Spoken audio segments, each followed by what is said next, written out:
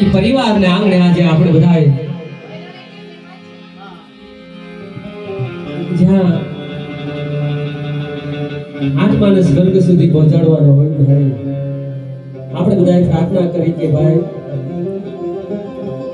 એ પરિવારને ત્યાં સુધી પહોંચાડજો, પણ એ પરિવારની અંદરમાં એના ત્રણ દીકરાઓ ભલે પોતપોતાની રીતે સેટલ છે અને 2 દીકરીઓ છે, પણ આજે બાપની છત્રછાયા, માની છત્રછાયા નથી, બાપની વધ નથી.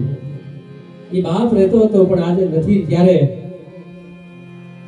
મને મોબાઈલ દ્વારા એક ફરમાઈશ બહુ સારી આપી છે, ત્યારે બાપ માટે ગાવા માટે મને કીધું છે. ત્યારે કારણ કે દીકરાઓ અમને ફરમાઈશ આપે એટલે મને જરૂર ગાવું પડે, એનું કારણ છે હા એ બાપ સારું જીવન જીવી ગયા, એવું જીવન આપણે પણ એની પરથી બોટ લઈને આપણે જીવવું જોઈએ. ત્યારે પણ એ બાપ બેઠા હતા ત્યારે હયાતી માં કહેતા કે દીકરા હું બેઠો છું, તમારે ચિંતા કરવાની જરૂર નથી. પણ આજે બાપ વહી ગયો છે, કેનાનો બાપ મારો વહી ગયો છે, એટલે મારે અમને બહુ કઠિનતા છે, મારા બાપની અમને બહુ યાદ આવે છે. ભલે જેવા એ તેવા પણ મારા બાપ, એટલે પણ એ બાપ હયાતીમાં શું કહેતા હતા એ મારે કેવું છે. ત્યારે ઉપાધિ કોઈ ના કરતું આજે તારો બેઠો છું, હજી તારો બાપ બેઠો. એ જગતમાં કોઈથી ડરવાની જરૂર નથી. સારા કર્મ કરો ને તો કોઈથી ડરવાની જરૂર નથી. બાપ કહી ગયા કે તમે સારા કર્મ કરો છો, ધર્મના માર્ગે હાલો ને તો તમારે કોઈને ડરવાની જરૂર નથી. એટલે જગતમાં કોઈથી ડરમાં હજી તારો બેઠો છું, હજી તારો બેઠો છું.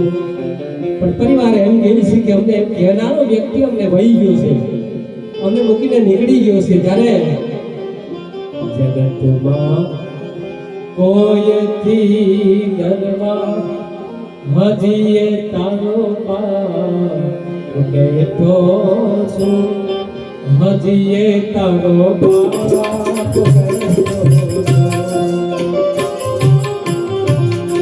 ઉપાધિ કોઈ ના કરતું હજી એ તારો બાપ બેઠો છું, હજી એ તારો બાપ બેઠો છું.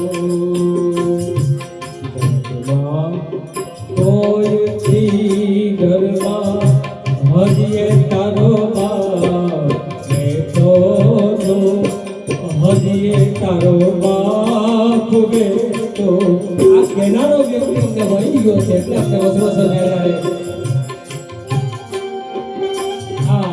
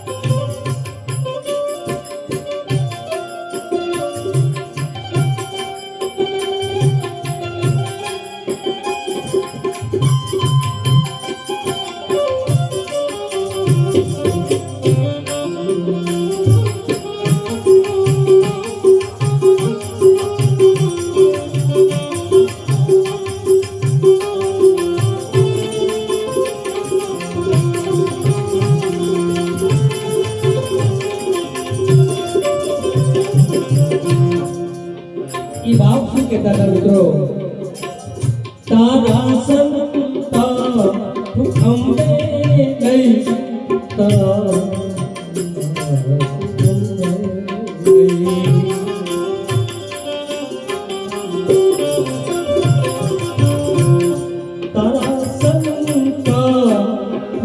ખંભે તારા હુકમ આ મારા દીકરા તારા સંતાપો છે જગતના તાપ ગમે ના હોય હું મારા ખંભે એને ચાલતો તો રહે શું કહે છે તારા સંતાપ ખંભે લઈ જગતના તાપ ખંભે લઈ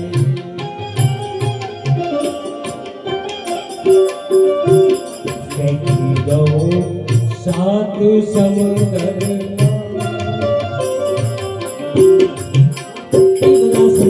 તારા દુઃખ છે દીકરાઓ સાત સમુદ્રમાં ફેંકી દઉં શું કે છે સાત સમુદ્રમાં હજીએ તારો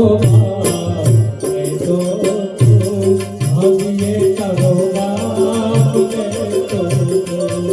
જગતમાં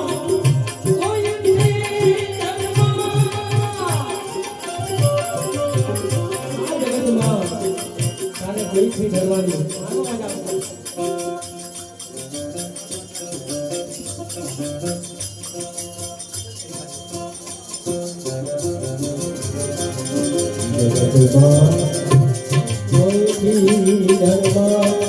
હજીએ તારો હજીએ તારો